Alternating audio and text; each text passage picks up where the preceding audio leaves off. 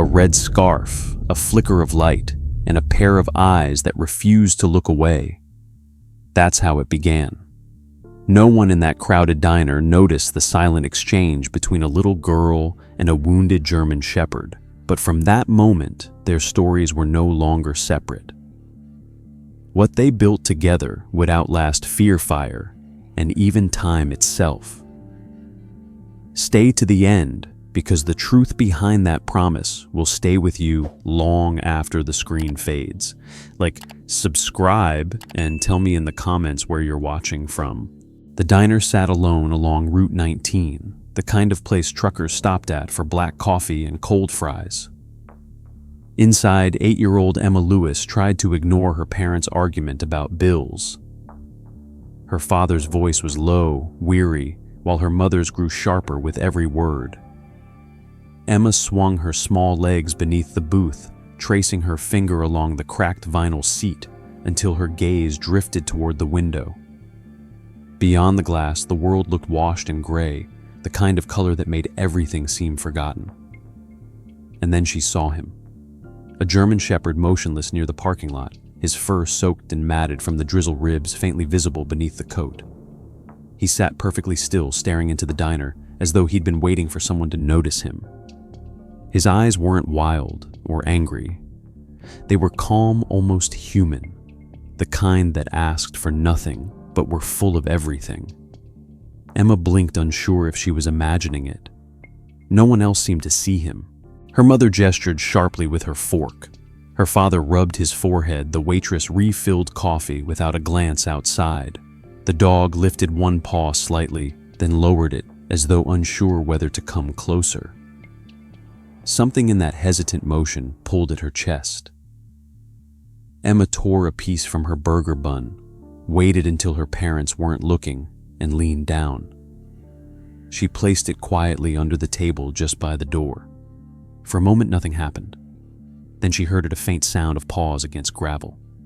The shepherd appeared at the entrance, standing behind the glass door. He didn't bark, didn't whine. He simply stood there, head-tilted eyes meeting hers through the reflection.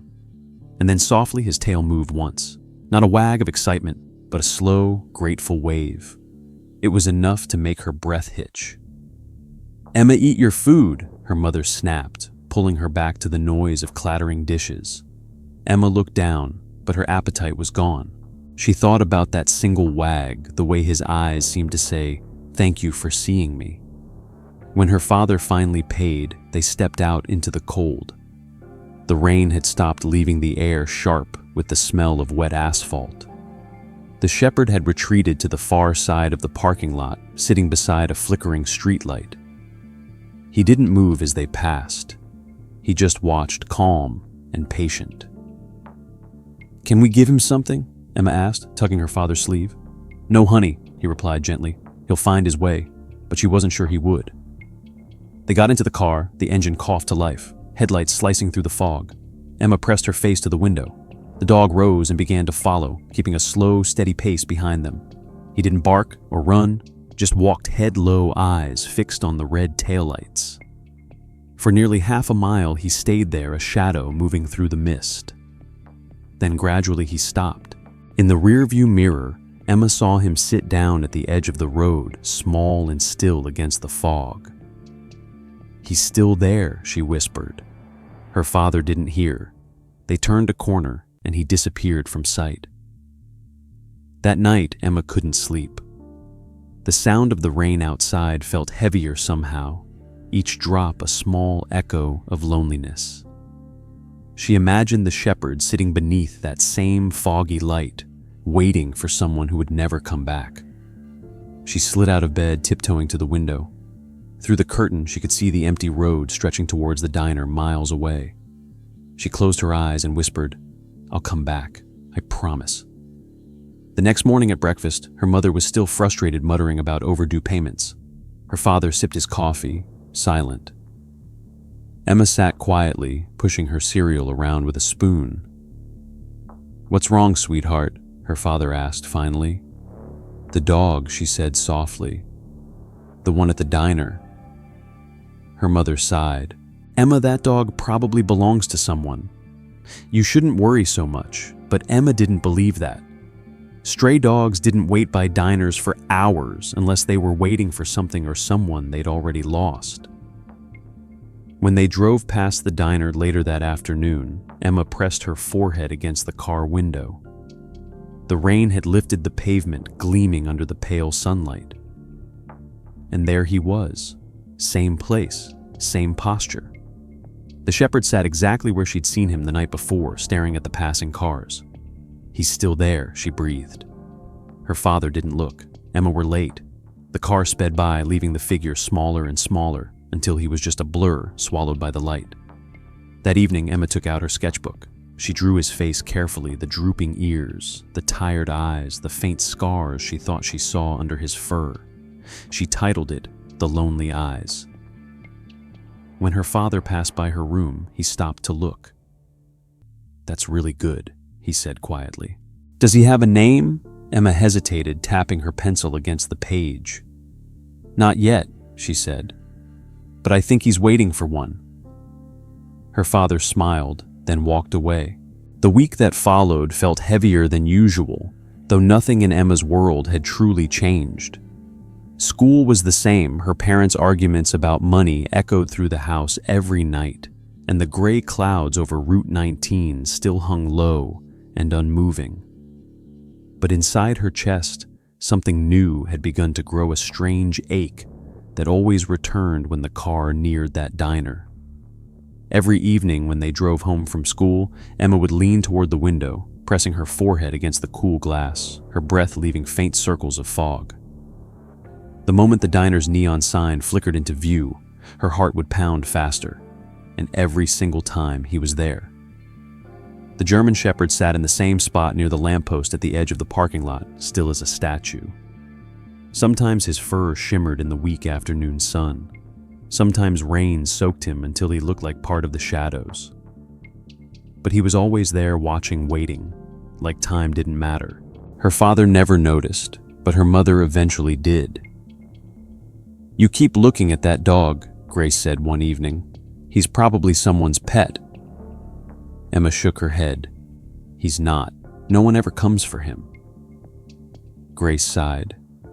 "Sweetheart, you can't help every animal you see." But Emma wasn't thinking about helping. She was thinking about promises, the kind you make when no one's watching, the kind you feel instead of speak. One afternoon, she placed her sketchbook in her lap and began to draw him again from memory. The first drawing had been rough, but this time her pencil moved with purpose. She drew the slope of his shoulders, the way his ears perked at distant sounds, and those eyes that never seemed to look away from her. When she finished, she wrote a single word beneath it: Shadow. The name came without thought, like it had always belonged to him. That evening, as they drove past the diner again, she whispered the name under her breath, testing how it felt. "Shadow," she murmured. The shepherd lifted his head right then, as if he'd heard. She gasped softly. Her father glanced at her through the rearview mirror. "Everything okay back there?" She nodded quickly, but her eyes stayed on the figure shrinking behind them. That night, the rain returned. It came down hard, turning the yard into a field of puddles and the air into a cold whisper. Emma sat by her window again, watching water run down the glass. Her heart tugged every time thunder rolled in the distance.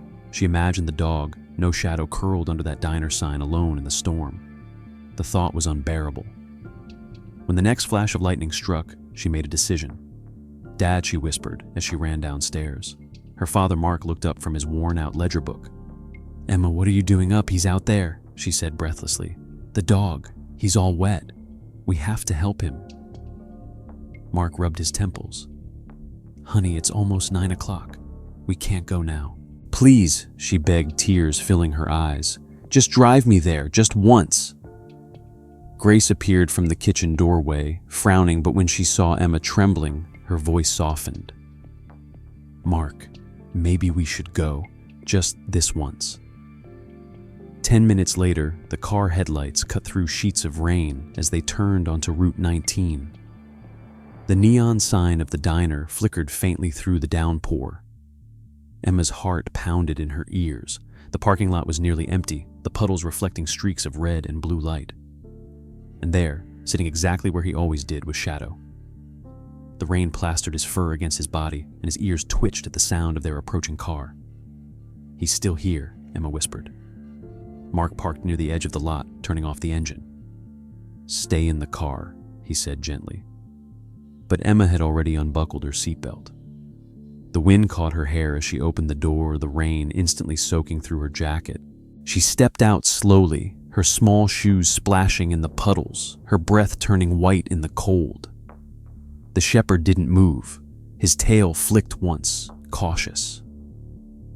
Emma knelt on the wet asphalt, extending her hand. "It's okay," she said softly. "It's me." For a moment, neither of them moved. Then Shadow stood up his paws, making soft ripples in the puddles as he approached. His steps were slow, deliberate, but his eyes, those same eyes, held no fear. When he reached her, he sniffed her palm once, then pressed his head against her arm. Emma felt a warmth spread through her chest that had nothing to do with the rain. She wrapped both arms around his neck, the smell of wet fur filling her lungs. "See," she whispered. "You're not alone anymore." Mark stood beside the car, watching in stunned silence. He'd expected barking or growling, maybe fear, but what he saw instead looked like recognition. "Emma," he called softly, "we should go. You're freezing." She nodded, still holding the dog. When she pulled away, she slipped her red scarf off her neck and wrapped it around his. The fabric clung to his wet fur, but Shadow didn't flinch. He just sat watching her, as if memorizing her face. A week after the storm, Shadow had become a quiet presence near the Lewis home. Emma would sneak food from the dinner table, a slice of ham here, a biscuit there, and leave it behind the fence near the old oak tree. Every morning when she checked, the food was gone and faint paw prints led back toward the woods. Her mother tried to pretend it wasn't happening, but the muddy footprints on the porch told the truth. Then one morning, when Mark opened the garage to leave for work, he found Shadow sitting by the door, tail wagging once before going still. "You again," he muttered, though his voice held more awe than annoyance. Emma came running out barefoot, clutching the red scarf she'd hung to dry. "He found us," she cried, throwing her arms around his neck. Shadow leaned into her calm and unafraid, as if he already belonged. Grace stood at the door, shaking her head. "We can't keep astray," she said. "He might be dangerous." But the way Shadow stayed still, his gaze soft on Emma, made her words sound hollow. That night, Mark built a small shelter behind the garage out of spare wood and an old tarp. "Just until we figure out what to do," he told his wife, though deep down he already knew they wouldn't send him away. In the following days, Shadow began to adjust to their rhythms. He never barked unless someone approached the driveway. He waited patiently during meals, only eating when Emma brought him leftovers wrapped in napkins. Sometimes when Mark worked late in the garage, Shadow would sit beside him, quiet as a shadow living up to his name. The more they watched him, the more they realized he wasn't an ordinary stray. He listened to commands without being taught. When Emma dropped something, he'd fetch it gently between his teeth and place it at her feet. When Grace called Mark from across the yard, Shadow turned his head toward her voice before anyone else did. There was intelligence in those eyes, something old, disciplined, yet deeply wounded. One evening, while brushing his fur with an old comb, Emma noticed something unusual. Near his left shoulder, the hair was thinner, the skin rough and uneven. As she parted the fur, a small patch of faded ink revealed itself, letters and numbers burned faintly into the skin. K9 Delta 19. She froze, tracing the mark with trembling fingers. "Delta," she whispered. The word felt heavy in her mouth. Later that night, she ran inside, calling for her father. "Dad, come see this?" Mark wiped his hands on a rag and followed her outside. Shadow stood obediently beside the porch tail still. When Mark saw the mark, his breath caught. "Where did you find that?" "Under his fur," Emma said. "What does it mean?" Mark knelt, brushing the fur aside with care. The letters were old but unmistakable. He stared at them for a long time, a flicker of recognition crossing his face. "It's a service tag," he said finally. "Police K9 unit." Grace stepped closer, her arms folded. "Are you saying he's a police dog?" Mark nodded slowly, memories flashing behind his eyes. Years ago, there was an explosion at the county storage yard. A K9 went missing during the rescue Delta 19. They said he didn't make it out. He looked at Shadow again, the red scarf still tied loosely around his neck. "Guess they were wrong." Emma's eyes widened. "So he's not just a stray?" Mark smiled faintly. "No, sweetheart, he's a survivor." That night, Emma could hardly sleep. She imagined the fire, the sirens, the chaos of that night years ago. She imagined Shadow, then Delta, running through the smoke, searching for his handler.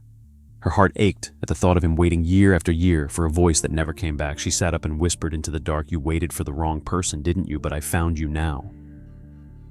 In the following days, Shadow's behavior began to reveal more pieces of his past. When sirens echoed from the highway, he would lift his head sharply. Ears erect, muscles tensed as if waiting for a command. When the garbage truck clanged too loud, he flinched, but didn't run standing firm like a soldier remembering an order. Emma started reading about police dogs at the library, learning words like detection unit training signals and handler bond. The more she learned, the more she realized Shadow wasn't lost. He was mourning. One afternoon, she brought him a rubber ball. "You probably don't play fetch," she said, tossing it half-heartedly. But to her surprise, Shadow sprinted, caught it midair, and trotted back, dropping it at her feet with military precision. "Good boy," she whispered, laughing through tears. Grace watched from the porch, her expression softening for the first time. Later, while helping Mark fix the shed, she said quietly, "He's not just helping her. He's helping all of us." Mark didn't respond, but he looked toward the yard where Emma and Shadow moved together, one step in sync, one look all it took. That night, as the family sat together for dinner, Grace placed a small bowl near the door filled with meat and rice. "For him," she said simply. Emma's eyes lit up, gratitude replacing the worry that had lived there for days. Outside, Shadow lifted his head ears, twitching as if sensing he was finally included. He walked over, ate slowly, then lay near the porch light content. Later that evening, Mark took an old newspaper box from the attic. Inside were clippings and old photos from his brief volunteer days with the sheriff's department. He flipped through them until one picture caught his eye. An officer kneeling beside a proud German shepherd wearing a black K9 vest labeled Delta 19. The resemblance was undeniable. "That's him," he murmured. The following morning brought a sudden chill that crept through the windows and lingered in the corners of the house. The first frost of December had arrived early, coating the fields behind the Lewis home in a thin shimmer of white. Emma pulled on her red mittens and ran outside before breakfast, the grass crunching under her boots. Shadow was already waiting near the garage, his breath forming clouds in the air. The scar under his fur was fading now, but the mark of K9 Delta 19 remained a quiet reminder of the life he once had. Emma rubbed the spot gently, her fingers tracing the letters as if memorizing them. "You're safe now," she whispered, and Shadow leaned his head into her hand. He had become her shadow in every sense of the word, following her to the mailbox, to the school bus stop, even waiting near the front porch, until she returned each afternoon. The neighbors began to notice him too, though most only admired from afar. Some asked if he was trained. Others wondered if he was dangerous. But no one dared to get too close. There was something about Shadow's stillness that demanded respect, something quiet but powerful that made people instinctively step aside. One afternoon, Emma was walking home from the bus stop when a car came speeding around the curve. The road was slick from melting frost, and the tires hissed as they lost grip. Emma slipped, falling to one knee just as the car swerved toward her. The world blurred horn-blaring winds slicing past her face, and before she could even scream, a flash of tan and black fur slammed into her side, knocking her out of the way. The car screeched to a halt inches away, and Shadow stood between Emma and the bumper, his body-low ears, pinned back eyes fixed on the driver. For a moment, no one moved. Then the driver, a gray-haired man in a brown leather jacket, stepped out, his face pale. "I didn't see her," he stammered. I swear I didn't see. His words died in his throat when he looked at Shadow. The dog's scar caught the light, and something shifted in the man's eyes. He dropped to one knee, whispering. Delta Shadow tilted his head slightly, recognition flickering for just a second before he stepped back, uncertain. "You know him," Mark shouted, running toward them from the driveway. The man stood slowly, his expression unreadable. "I knew his handler," he said, his voice thick with emotion. "Henry Cole. He was my partner in the force. When Henry died in the explosion, we thought Delta went down with him." He turned back to Shadow, tears gathering in his eyes. "Guess I was wrong." Mark shook the man's hand firmly. "I'm Mark Lewis. This is my daughter, Emma. We found him a few weeks ago." The man nodded. "Sergeant Miller," he introduced. "Retired now. God, I can't believe he's still alive." He crouched again, reaching out slowly. "Hey, buddy," he whispered. Shadow sniffed the air, but didn't move closer. He stayed beside Emma, one paw slightly forward, tail still waiting for her cue. Miller smiled faintly. "Still disciplined," he murmured. "You trained him well?" Mark asked. Miller shook his head. "No, Henry did. That dog was his whole world. They went through hell together. I can't imagine what it must have been like for him to lose his handler like that." His eyes met Mark's. "You said he came to you on his own," Mark nodded. "Yeah, found us really. Or maybe she found him," he added, looking down at Emma. Miller's gaze softened. "Then maybe he was looking for someone who reminded him of the life he lost." He turned back to Shadow. "He saved your girl today. Henry would have called that fate." Before leaving, Miller gave Emma a small badge, a K9 service emblem, old and worn. "He earned this once," he said. "I think he should have it again." That night, Mark told Grace about the encounter, but instead of relief, worry filled her face. If he really belonged to the department, she said, shouldn't we report him?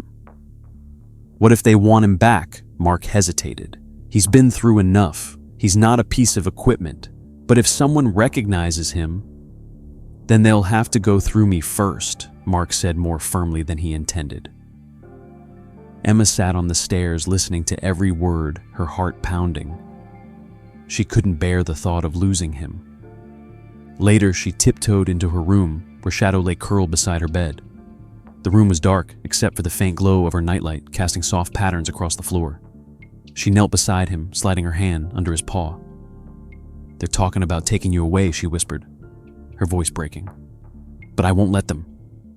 Shadow shifted slightly, pressing his paw against her hand, his eyes heavy with exhaustion, but full of trust. The next morning, the sun rose, weak and pale, stretching thin light across the frosted fields. Emma stood by the window, watching her breath cloud the glass, while Shadow sat at her feet, his eyes fixed on the road. He had barely moved all night, only shifting his weight, when she stirred in her sleep.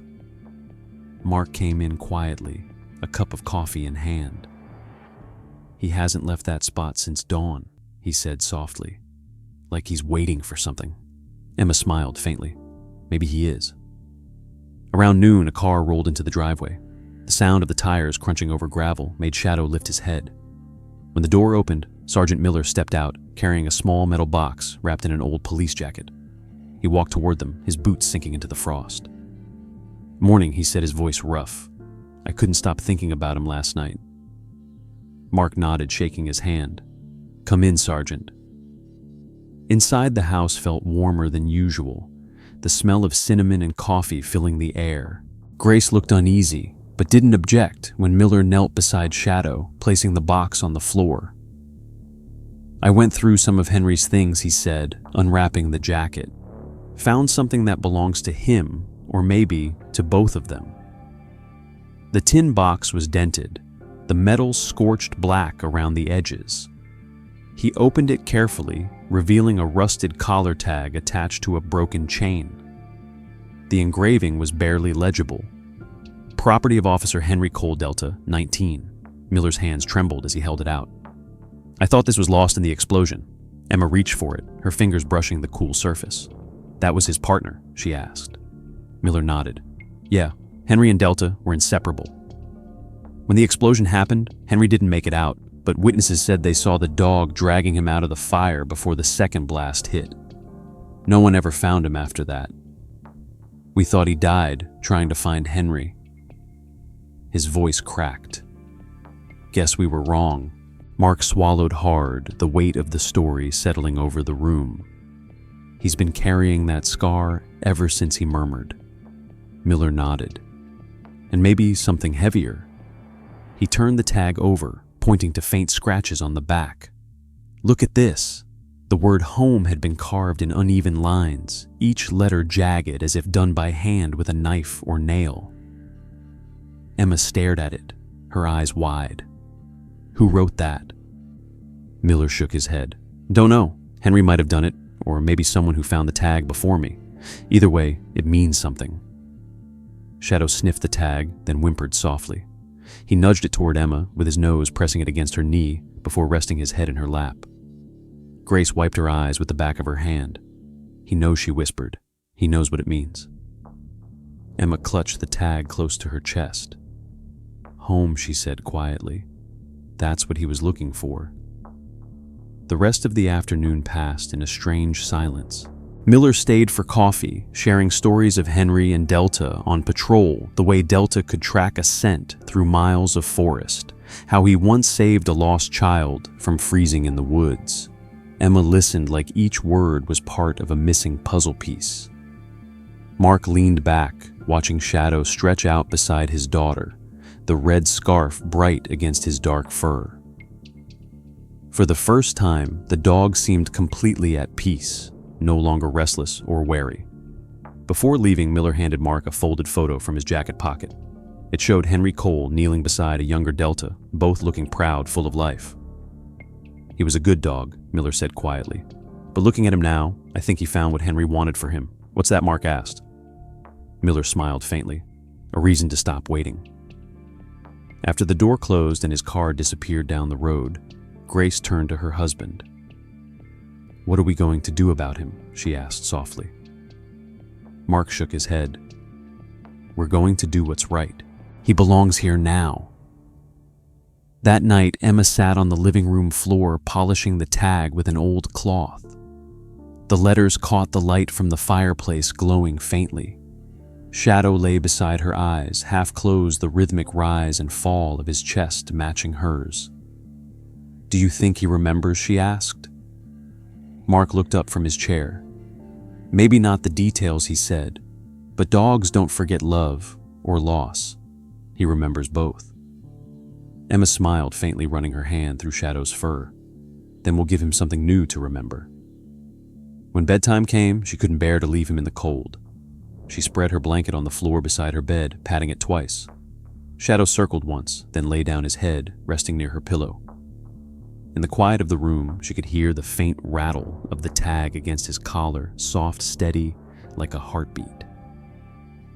Hours passed before sleep finally came. In her dreams, Emma saw flashes of fire smoke curling through the sky, and a man's voice calling out, "Delta, come home." Then the scene shifted to the diner, to the night she'd first seen him. Only now the rain had stopped, and instead of fog, golden light surrounded them both. When she woke, dawn was just breaking. She turned to find Shadow watching her, his eyes gentle and alert. The tag lay between his paws. She reached out, whispering, "You're home now." He wagged his tail once, slow and deliberate. Later that morning, Grace walked into the kitchen to find Emma making pancakes, while Shadow sat nearby, his head resting on the counter's edge. The following weekend had started brighter than most. After weeks of cold rain, the sky finally cleared, washing the town in pale sunlight that made the frost sparkle on rooftops. Mark decided that a family lunch at the diner would be a small reward for Emma's good grades and an overdue reminder that life could still be ordinary. Emma beamed at the idea, her red scarf tied proudly around her neck while Shadow trod beside her. Grace hesitated at the door, glancing toward the dog. "Are you sure we should bring him?" she asked. Mark smiled. "He saved our daughter once. I think he's earned a meal outside." They parked at their usual spot, the same one where Emma had first seen Shadow through the fog weeks earlier. The familiarity made her heart warm. She leaned down, scratching behind his ears. "You remember this place, don't you?" His tail thumped once against the car door. They tied his leash to the metal post near the window where he could see them inside. Emma pressed her palm against the glass, and Shadow placed his paw against the same spot, mirroring her. Then she followed her parents into the diner. Inside, everything smelled of bacon, coffee, and nostalgia. The same waitress who'd scolded her months ago smiled this time, recognizing the family. "Haven't seen y'all in a while," she said. "Looks like someone brought a guardian angel along." Emma grinned, glancing back at the window where Shadow waited patiently, his breath fogging the glass. For a while, everything felt peaceful. They laughed, ordered pancakes and eggs, and for once, no one argued about money or work. Grace even smiled at Mark, the lines of worry around her eyes softening. Outside, the air grew warmer as noon approached, the sunlight bouncing off the chrome bikes parked nearby. Then, in the midst of clinking dishes and chatter, a sharp sound shattered the calm, a loud metallic crack from the kitchen, followed by a sudden hiss. One of the cooks shouted fire. Before anyone could react, thick smoke poured through the swinging doors. The waitress dropped a tray, dishes shattering across the floor. People screamed, chairs scraped, and the smell of burning oil filled the air. Everyone outmoved Mark grabbed Grace's hand, pulling her toward the exit, but when he turned, Emma was gone. She'd been sitting by the window, and now the smoke had swallowed that corner of the diner. "Emma," he shouted, but his voice was drowned by the roar of the flames. Outside, Shadow's ears perked the moment the explosion echoed. His body stiffened, instincts from another life flooding through him. He pulled once at the leash, then again harder. The sound of his growl vibrated through the air as he lunged forward, muscles tightening until the old leather strap snapped free. He bolted for the door, ignoring the shouts from people fleeing the building. Firefighters hadn't yet arrived, and the windows glowed orange from inside. Shadow's paws hit the ground hard, sending sparks of gravel flying as he leaped at the glass door. The first hit didn't break it. The second left a crack. The third shattered it completely. He vanished into the smoke before anyone could stop him. Inside, Emma was crouched behind an overturned table near the back wall. The air was thick, choking. Her eyes stung as she tried to crawl toward the faint light ahead, but her leg caught on a fallen chair. Panic surged. She called for her parents, her voice hoarse. That was when she heard it, the low, familiar bark cutting through the chaos. "Shadow," she croaked. Through the haze, she saw his shape emerging, his fur glowing orange under the flickering firelight. He bounded toward her, teeth clamping onto her jacket sleeve. "Good boy," she whispered weakly, coughing. He tugged once, then twice, dragging her toward the doorway. Flames licked across the counter. The ceiling groaned and a beam collapsed behind them. Shadow pulled harder, the red scarf on his neck catching sparks. By the time they reached the open door, his coat was singed, his body trembling from the heat, but he didn't stop until they were both outside. Mark and Grace ran forward, catching Emma in their arms. "Oh God, baby," Grace sobbed, holding her tight. Mark turned to grab Shadow, but the dog had already collapsed onto the gravel smoke rising from his fur. "Get water," someone yelled. A bystander ran to his car and brought a jug, pouring it over Shadow's back. The dog let out a small whine, but didn't move, his eyes fixed on Emma. "It's okay," she whispered, crawling toward him despite the burns on her hands. "You did it. You saved me." Fire trucks arrived minutes later, sirens wailing as firefighters rushed to contain the blaze. The diner's roof was half gone by then, flames still licking the sky. Paramedics examined Emma, wrapping her in a blanket and checking her oxygen levels, but she wouldn't leave Shadow's side. Mark crouched beside them, one hand gripping the dog's collar. "Hang in there, buddy," he said, voice breaking. "You're a hero." Grace stood behind them, tears streaming silently as she watched the medics load Emma onto a stretcher. Shadow tried to stand his paws slipping on the wet ground, but Emma reached out and placed her hand on his head. "No," she said softly. "Rest. You did enough."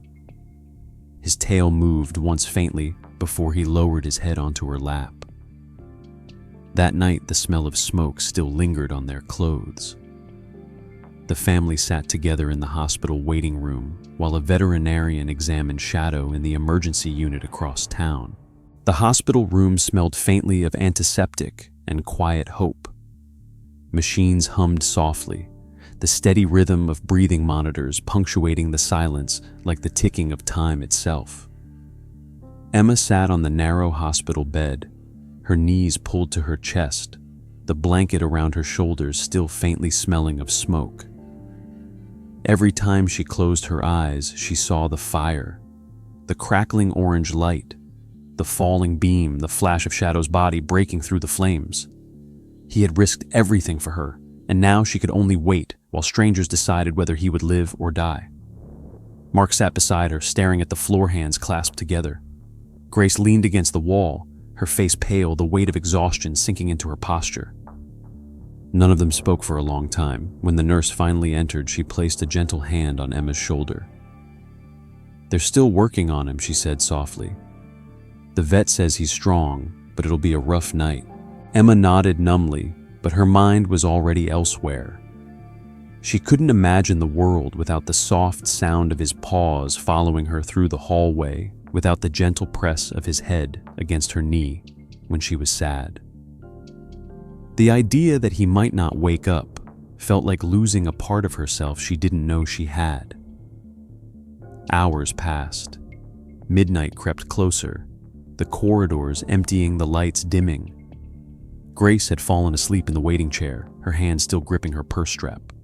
Mark had gone to get coffee, but hadn't returned yet. Emma lay there, eyes open, staring at the ceiling. She couldn't bear it any longer. Quietly, she slipped out of bed, bare feet touching the cold floor, and crept down the hall. The vet's office was dim, only the red standby lights of machines glowing faintly in the dark. Through the glass door, she saw him. Shadow lay motionless on the table, his chest rising and falling with a mechanical rhythm. The bandages across his body were thick, covering burns that would have broken any ordinary creature. His fur had been shaved in places, revealing patches of pink skin and scars both old and new. Emma pressed her palm against the glass for a moment, then pushed the door open. The air inside smelled faintly of alcohol and gauze. The vet wasn't there. The night staff must have been in the next room. She tiptoed closer, her heart hammering in her chest. "Hey boy," she whispered. "It's me." Shadow's ears twitched at the sound, though his eyes stayed closed. Emma smiled weakly through tears. "You don't have to be strong for anyone anymore," she said, her voice shaking. "You've already done enough. You saved me. You found home. Just stay, because I love you." She pulled her red scarf, the one he'd worn since that night in the rain, from her pocket and laid it gently across his chest. The fabric was torn and singed, but it still carried the faint scent of smoke, warmth, and safety. "That's yours," she whispered. It always was. She reached out, brushing her fingers along his muzzle. His fur was coarse now, rough from the burns, but beneath it, he was still her shadow. The same dog who'd wagged his tail behind a diner window, the same one who'd followed her home through the storm. Her tears fell onto his fur, and for a brief second, his tail moved just slightly. It was faint, barely more than a twitch, but it was there. Emma smiled, pressing her forehead against his. "You can rest now. I'm right here." She stayed that way for a long time, whispering stories of their first walk together, the games in the backyard, the mornings he'd wait outside her window. Eventually, the quiet hum of the machines lulled her into sleep. The vet found her there at sunrise, curled up beside the table, Shadow's head resting against her arm. Emma the vet whispered gently, shaking her shoulder. She blinked awake, confused for a moment, until the memory of where she was rushed back. "Is he?" she started, but the vet raised a hand. "Look." Shadow's breathing was steady, deeper than before. His heart monitor, once weak and uneven, now showed a steady rhythm. The vet smiled through tears. "I don't know what happened, but he made it through the night." Emma's eyes filled again. She reached out to touch his paw, warm under her fingertips. "You heard me," she whispered. "You really did." When Mark and Grace arrived minutes later, they found Emma sitting upright beside Shadow, her face glowing with a mix of relief and disbelief. "He's okay," she said before they could speak. "He's really okay." Grace covered her mouth, tears spilling down her cheeks. Mark exhaled a breath he didn't realize he'd been holding and placed a hand on Shadow's back. "You stubborn soldier," he said softly. The vet adjusted the IV and smiled. "I've seen dogs fight hard before, but not like this. Whatever bond he has with her, it's stronger than anything medicine can measure." Over the next few days, Shadow's strength returned slowly. He ate small meals, lifted his head when Emma entered, and even wagged his tail when Mark brought him pieces of chicken from the cafeteria. Nurses and patients stopped by just to see him, calling him the miracle dog. One night, as Emma brushed his fur gently, she noticed something small tucked beneath his bandages, the old collar tag from Sergeant Miller's tin box. The vet must have pinned it there for luck. She turned it over her thumb, tracing the words scratched on the back. "Home," she smiled. "You really found it, didn't you?" Shadow looked up at her eyes, glassy but bright, and pressed his paw against her arm. The days turned into a week, and though his wounds would take months to heal, the worst was over. He had chosen life not because of duty or instinct, but because of love. On the morning they were discharged, the vet handed Emma a small envelope. Inside was Shadow's X-ray, showing the faint silhouette of a metal fragment near his shoulder, a remnant from the explosion years before. He carried that through everything the vet said. The morning after Shadow was discharged from the hospital, the world outside seemed to carry a different kind of light. The kind that comes after a storm when everything smells clean and new again. The family drove home in silence, the soft hum of the car engine filling the space between them. Emma sat in the back seat, with Shadow's head resting on her lap, her hand gently stroking the fur that had started to grow back where the burns had healed. The red scarf lay folded neatly beside her, now washed and patched, but still carrying the faint scent of smoke and hospital antiseptic. When they reached home, Mark helped Shadow out of the car while Grace opened the door to the house, letting in a rush of warm air scented with cinnamon and wood polish. For the first time in weeks, their house didn't feel heavy. It felt alive. Emma guided Shadow to his bed near the fireplace, where she'd already placed his favorite blanket and a new water bowl. He lay down carefully, still stiff, but his tail thumped once against the floor, the sound small but certain. Grace knelt beside him and whispered, "Welcome home, hero." Mark smiled at that, though he didn't say the word out loud. Hero was too simple for what Shadow had done. Days passed, and Shadow's recovery became the center of their lives. Emma stayed home from school for a few days to help care for him, changing his bandages under the vet's instructions, keeping track of his medicine, and reading aloud to him when he couldn't sleep. She told him stories from the book she loved, stories about loyalty and bravery and homecoming. And though he didn't understand the words, the tone of her voice seemed to keep him calm.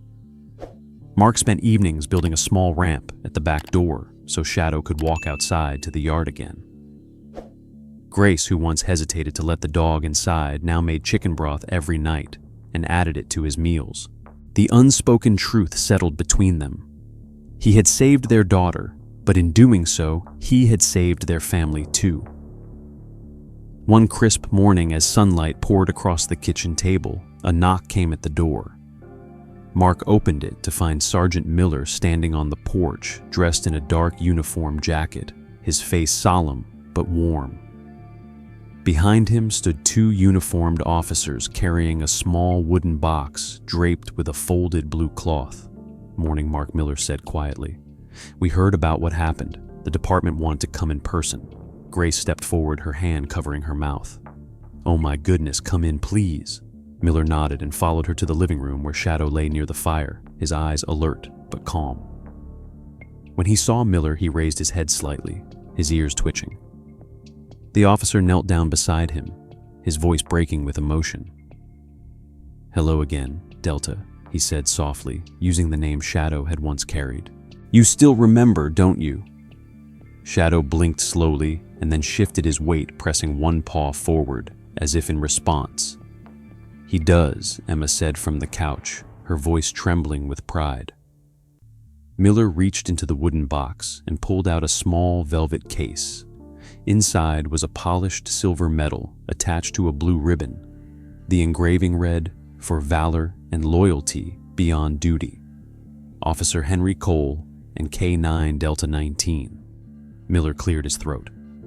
This was meant to be awarded posthumously after the explosion 7 years ago, but seeing as both partners were heroes, it feels right that he should finally receive it. He looked at Emma, and maybe someone else too. He handed her the medal, and she held it reverently, her fingers trembling. "He doesn't need awards," she said quietly. "He already has us." Miller smiled sadly. "Maybe. But sometimes the world needs to remember what love looks like when it wears scars." He gestured toward Shadow. "Go ahead." Emma knelt beside her dog, her heart pounding. The medal was cold in her hand, heavy with meaning. She brushed her fingers through Shadow's fur, whispering, "This is for you, and for him." Then she placed the medal gently against his chest. The ribbon glimmered under the firelight, the medal resting against the spot where his heart beat steady and strong. For a moment, everything in the room was silent. Then Shadow took a deep, slow breath and lifted his head, his eyes meeting hers, with a calm so deep it stilled her tears. He shifted his weight and placed his head on her lap, his muzzle pressing against the hand that held the medal. Miller swallowed hard. "He understands," he said quietly. "They always do." Mark stood beside the fireplace, his eyes wet. Grace covered her face with her hands. No one spoke for a long time. Outside, wind rustled through the trees, and somewhere in the distance, a siren wailed faintly, a reminder of the life Shadow once knew. But now, for the first time, he wasn't answering duty's call. He was home.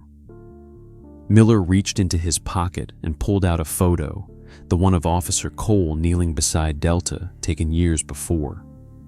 He placed it on the mantel beside the new photo of Emma and Shadow, the one taken just days earlier. 2 lives, 2 stories, separated by time, but joined by loyalty. "Henry would have been proud," Miller said softly. "You gave him peace without even knowing it." He turned to Emma. "You know, there's a saying among handlers, a dog doesn't retire when his work is done. He retires when his heart finds rest.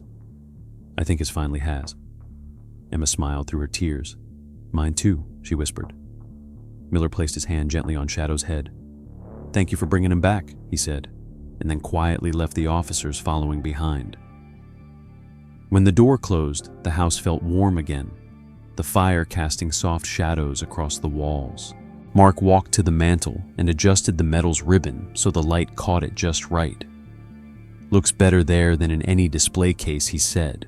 Spring arrived gently that year, the kind that carried the scent of wet soil and wildflowers, and made even the coldest corners of the house feel alive again.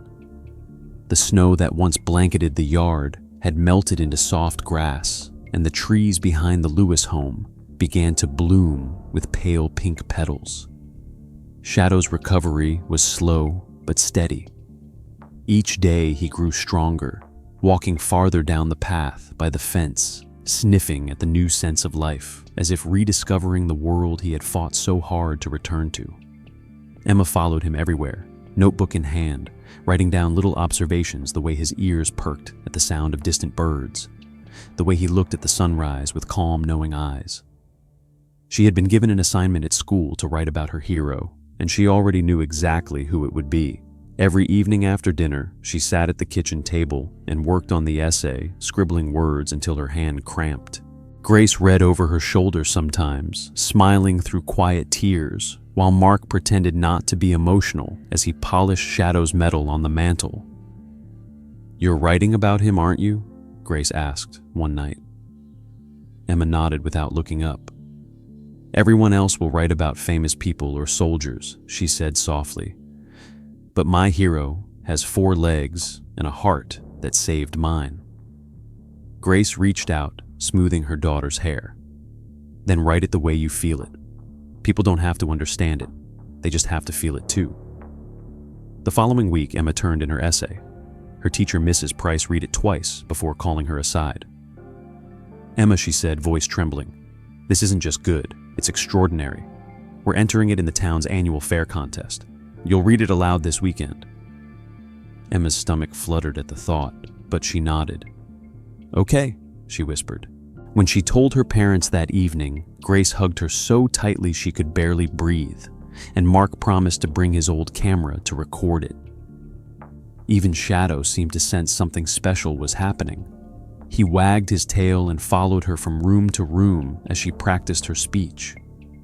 On the morning of the fair, the park was already alive with music, laughter, and the smell of popcorn drifting through the air. Colorful banners flapped above the crowd, and the small stage near the gazebo stood decorated with red, white, and blue streamers.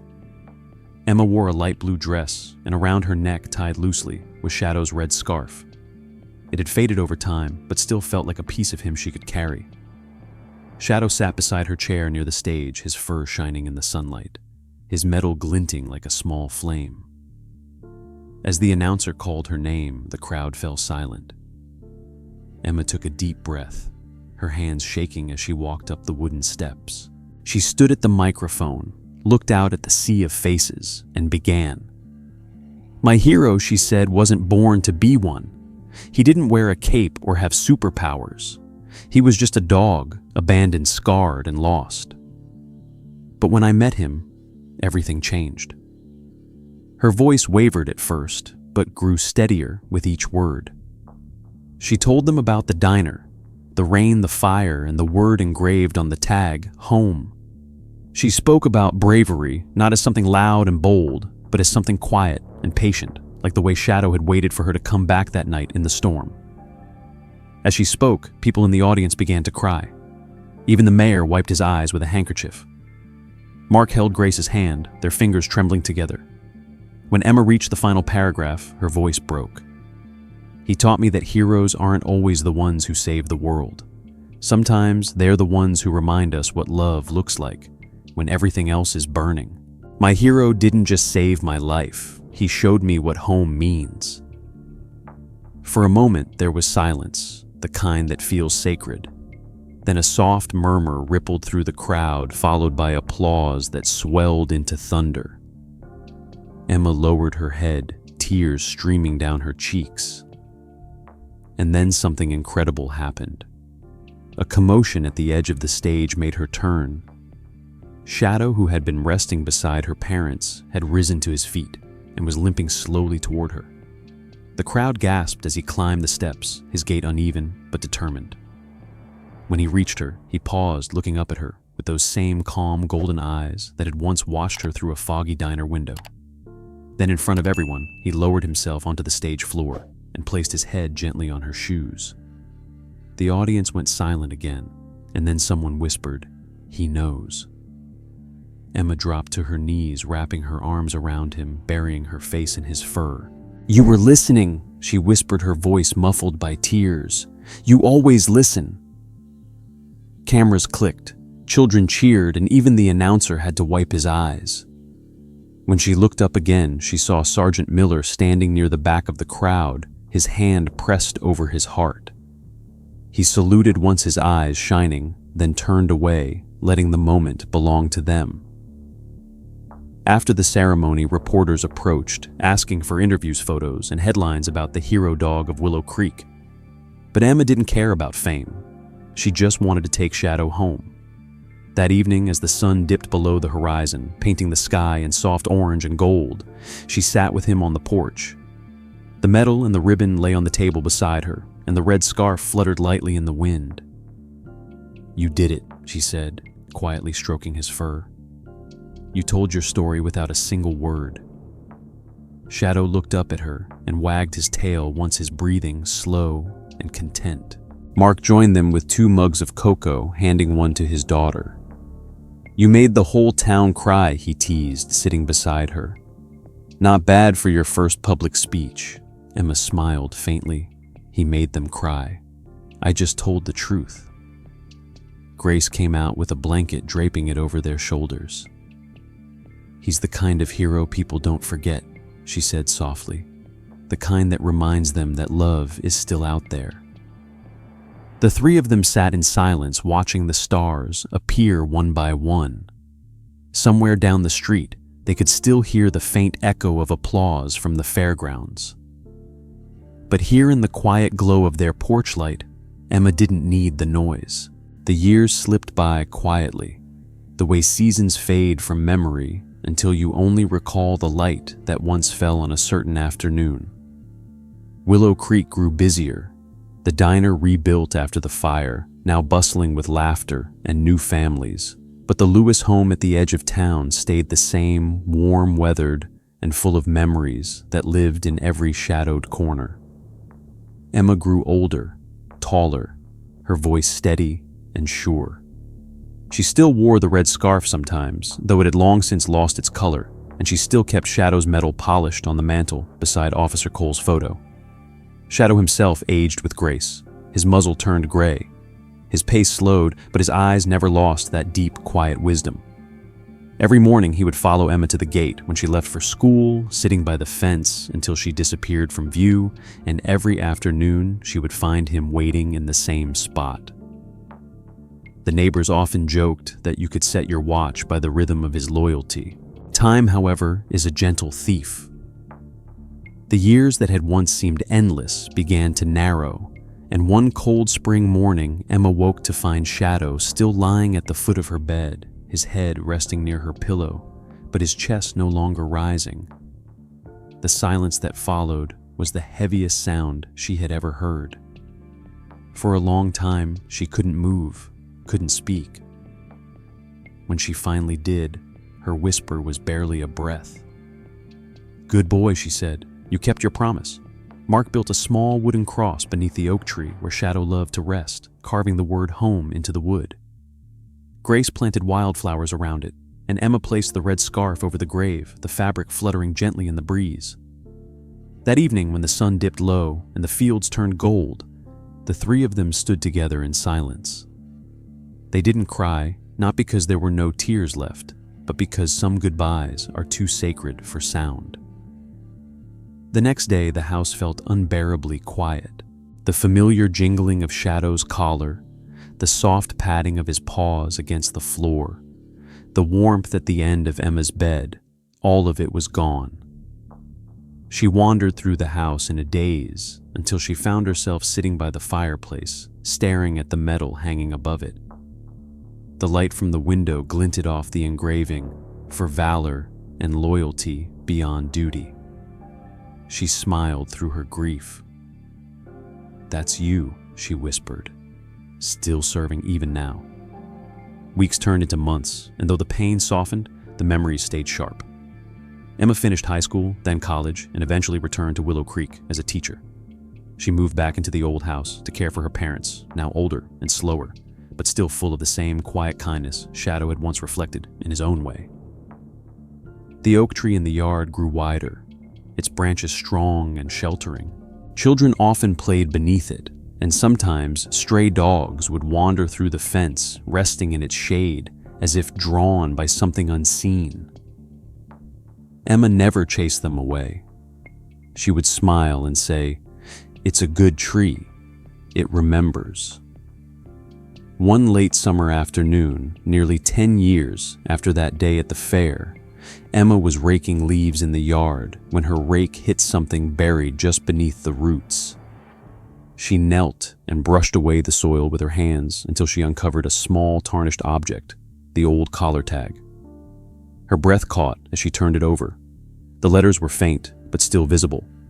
Property of Officer Henry Cole, Delta 19, and on the back, the same word carved in shaky lines, home. For a long moment, she just stared at it, the world blurring through her tears. It felt impossible that it had resurfaced after all those years, yet somehow it made perfect sense. Shadow had carried it with him since before she'd met him, through fire and storm and healing, and now, long after he was gone, it had found its way back to her. She held it tightly against her heart, whispering, "You never really left, did you?" That evening she sat under the oak tree, the sunset spilling gold across the field.